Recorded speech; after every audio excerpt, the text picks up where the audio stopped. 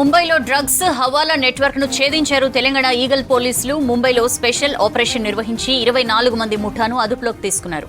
వీరిలో ఎక్కువ వరకు ముంబై, పూణేకి చెందినవారే ఉన్నట్లు తెలిసింది. 14 మంది ముంబై వ్యాపారవేత్తలుగా గుర్తించారు పోలీసులు. కొన్ని రోజులుగా ముంబైలోనే ఉండి ఆపరేషన్ చేపట్టింది ఈగల్ టీం. డ్రగ్స్ విక్రయాల ద్వారా వచ్చిన డబ్బును ముంబై మీదుగా నైజీరియా తరలిస్తున్నట్లు గుర్తించింది. ఇటీవల పట్టుబడ్డ ఓ నైజీరియన్ ఇచ్చిన సమాచారం ఆధారాలతో హవాలా నెట్వర్క్ ను ఛేదించింది ఈగల్ టీం. ఇదే విషయంపై మరింత సమాచారం ధనరాజ్ అందిస్తారు. ఈగల్ పోలీసుల డెకాయ్ ఆపరేషన్ కొనసాగుతూనే ఉంది.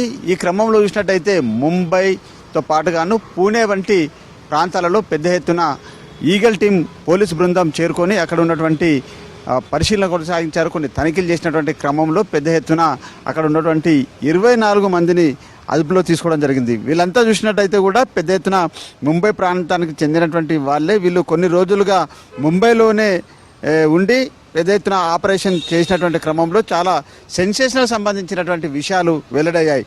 ఈ డ్రగ్స్ ద్వారా వచ్చినటువంటి డబ్బును ముంబై మీదుగా నైజీరియాకు తరలిస్తున్నటువంటి ముఠాను తెలంగాణ ఈగల్ పోలీసు బృందం ఛేదించగలిగింది. ఇందులో చూసినట్టయితే అరెస్ట్ అయినటువంటి 14 మంది కూడా ముంబైకి చెందిన వాళ్ళుగానే గుర్తించారు. వాళ్ళంతా కూడా బడా వ్యాపారవేత్తలుగా ఈగల్ అధికారులు గుర్తించారు. దానికి సంబంధించినటువంటి విషయాలను పూర్తిగా డెకాయ్ ఆపరేషన్ చేసి వారికి సంబంధించినటువంటి వారిపైన కూడా ఇటు ఈగల్ పోలీస్ అధికారులు పలు డ్రగ్ సంబంధించిన కన్జ్యూమ్ చేసినటువంటి వ్యవహారంలో వారిపైన NDPS యాక్ట్ కింద కూడా కేసులు కట్టడం జరిగింది. దాంతోపాటుగా పట్టుబడ్డ వాళ్ళు నైజీరియన్కు ఇచ్చినటువంటి వాళ్ళు వివరాలు ఇచ్చినటువంటి ఆధారంగా కూడా ఈ హవాలా నెట్వర్క్ను కూడా ఛేదించారు. ఎందుకంటే ఈ డ్రగ్స్ ద్వారా వచ్చినటువంటి డబ్బులను అన్నింటినీ కూడా మొత్తం వాళ్ళు విదేశాలకు హవాలా మార్గం ద్వారా వాళ్ళు రవాణా చేస్తున్నట్లుగా ఈగల్ బృందం గుర్తించడం జరిగింది.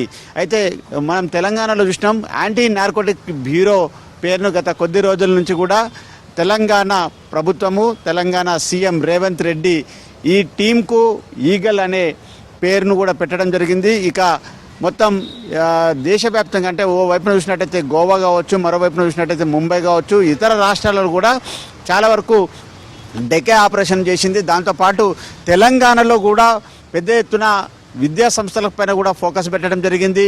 అయితే ఇక్కడ తెలంగాణలో డ్రగ్ ఫ్రీ తెలంగాణగా మార్చేందుకు రాష్ట్ర ప్రభుత్వం చాలా వరకు ఈగల్ టీంకు పూర్తి అధికారాలను కూడా ఇవ్వడం జరిగింది. దాంతోపాటు తెలంగాణకు వచ్చేటువంటి డ్రగ్స్ కావచ్చు, గంజాయి కావచ్చు, చెరాస్ కావచ్చు, ఇతర సంబంధించినటువంటి మత్తు పదార్థాలను అన్నింటిని కూడా ఎక్కడికక్కడ కట్టడి చేసేందుకు గాను ఈ ఈగల్ టీంకు సర్వ అధికారాలను ఇచ్చింది. దీనికి నేతృత్వం వహిస్తున్నటువంటి డైరెక్టర్ సందీప్ సాండిల్య. మరోవైపున చూసినట్టయితే మనం చూడొచ్చు ఒకసారిగా TG న్యాబ్గా ఉన్నటువంటి ఈగల్ టీం మొత్తం చాలా వరకు డేగ కళ్ళతోటి కూడా నిశితంగా పరిశీలన కొనసాగిస్తుంది. అంతేకాకుండా రాష్ట్ర వ్యాప్తంగా కూడా చాలా వరకు ఈ ఈగల్ పోలీసు సంబంధించినటువంటి బృందాలకు మాత్రము ఎక్కడికక్కడ పలువురికి సంబంధించి SP అధికారులను నియమించడం జరిగింది. మరోవైపున చూసినా మనం హైదరాబాద్ కేంద్రంగా చూసినట్టయితే ఇక్కడే దీన్ని ప్రధానంగా ఇక్కడి నుంచి వెళ్ళే ఆపరేషన్స్ కొనసాగుతూ ఉంటాయి. మరోవైపున చూసినట్టయితే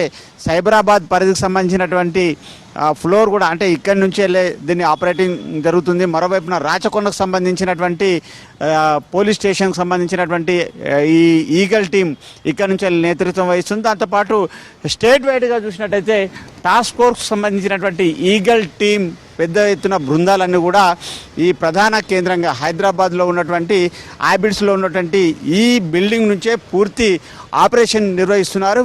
చాలా వరకు పలు సెన్సేషనల్ విషయాలన్నీ కూడా బయటపడడం జరిగింది. దీనిపైన పూర్తి క్లారిటీని కూడా ఈగల్ టీం అధికారులు రూపేష్తో పాటుగాను సీతారాం, దాంతోపాటు ఈగల్ టీం నేతృత్వం వహిస్తున్నటువంటి TG న్యాబ్ సందీప్ సాండిల్య పూర్తి వివరాలను కూడా అందించనున్నారు. కెమెరామెన్ అశోక్తో ఐబిడ్స్ నుంచి ధనరాజ్, ఓటీ స్టూడియో.